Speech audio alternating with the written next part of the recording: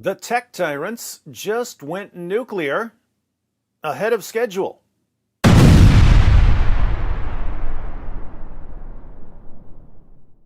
A month ago, I said this: the greatest single threat to your freedom here in the West is a handful of tech tyrants and the trust and safety teams on their platforms who are steering public opinion in certain directions by controlling what you can say and who will hear what you say.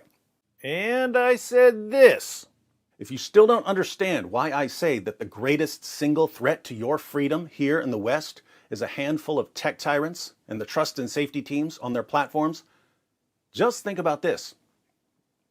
How much political influence did Facebook and Twitter and YouTube wield just 10 years ago? Pretty much none. How much political influence do they wield now? Do they ever get better, or do they constantly, relentlessly get worse, more power hungry, more oppressive?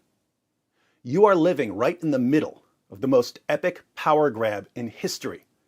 If these tech tyrants have been able to seize this much power and influence over the past decade, how much power and influence do you think they'll have in another decade? How correct was I? Well, Twitter just slapped the President of the United States right in the mouth, and there is absolutely nothing he can do about it because the tech tyrants are now more powerful as far as speech is concerned than the U.S. government, CNN reports. Twitter has suspended President Trump from its platform, the company said Friday evening, after close review of recent tweets from the @RealDonaldTrump account and the context around them. We have permanently suspended the account due to the risk of further incitement of violence, Twitter said. In the context of horrific events this week, we made it clear on Wednesday that additional violations of the Twitter rules would potentially result in this very course of action. Well, if President Trump was inciting violence, that would indeed be against the platform's policies, unless your name happens to be Muhammad, in which case you get a free pass. So let's see what Trump tweeted. Twitter's decision followed two tweets by Trump Friday afternoon that would end up being his last. The tweets violated the company's policy against glorification of violence, Twitter said. Oh my goodness, he was glorifying violence? And these two tweets must be read in the context of broader events in the country and the ways in which the president's statements can be mobilized by different audiences, including to incite violence, as well as in the context of the pattern of behavior from this account in recent weeks. The first tweet was about Trump's supporters. The 75 million great American patriots who voted for me, America first, and make America great again, will have a giant voice long into the future. They will not be disrespected or treated unfairly in any way, shape, or form. So that's glorifying violence. The second indicated Trump did not plan to attend Joe Biden's inauguration. To all of those who have asked, I will not be going to the inauguration on January 20th. So those were the tweets that were glorifying and inciting violence?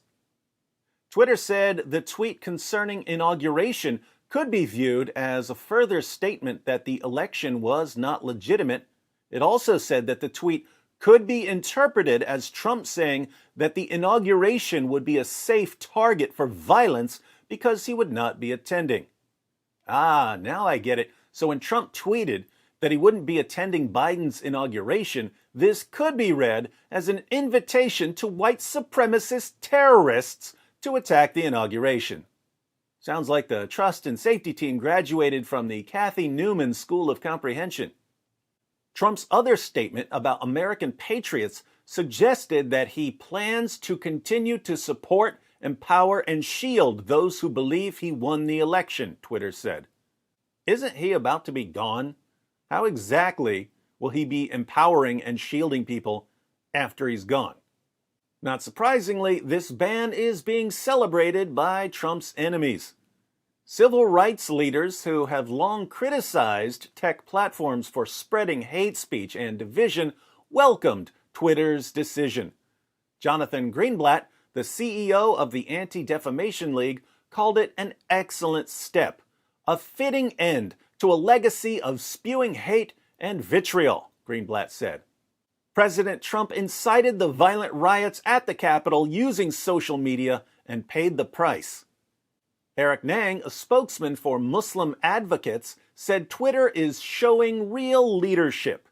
As Twitter notes, letting Trump continue to post tweets, Facebook posts, and YouTube videos for his white nationalist supporters risks further incitement of violence, Nang said. Now it is up to Facebook and Google/YouTube to follow Twitter's lead. Wow, that's interesting. That was the spokesman for Muslim advocates agreeing that Trump was glorifying and inciting violence when he said that he wouldn't attend Biden's inauguration. You could ask the same spokesman and the same organization if Allah was inciting violence when he ordered Muslims to fight those who do not believe in Allah, or if Muhammad was inciting violence when he ordered his followers to execute anyone who leaves Islam, and you'd get a resounding no. Welcome to a world where your speech is now monitored and controlled by people who decide what you mean based on whether they like you or not. If they like you, then you obviously mean something entirely peaceful, even if you're openly calling for the violent subjugation of the entire world. If they don't like you, then you're obviously calling for violence, even if you're simply giving instructions on how to make a sandwich. Making a sandwich? Oh my goodness. You know who also liked sandwiches? Hitler!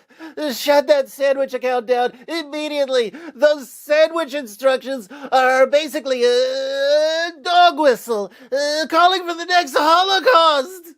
If you have a small account or a small channel and they don't like you, they'll just ban you. What are you going to do about it? If you have a big account or a big channel and they don't like you, they've already decided that they're going to ban you. They're just waiting for you to say something, anything that they can call hate speech. But if they really, really don't like you, they interpret everything you say as hate speech. So they can point to anything you say and call it hate speech. Now, I think the tech tyrants jumped the gun on this one. They had already won. There was no need to spike the ball. But they decided to do an end zone celebration that showed everyone how much power they have. About 3 or 4 years too early. This could backfire. If Twitter can justify silencing the President of the United States by saying that him not attending an inauguration is a call for violence, they can justify silencing anyone for saying anything. And most people don't like the idea of a bunch of narcissistic control freaks being able to silence them. But we'll see what happens.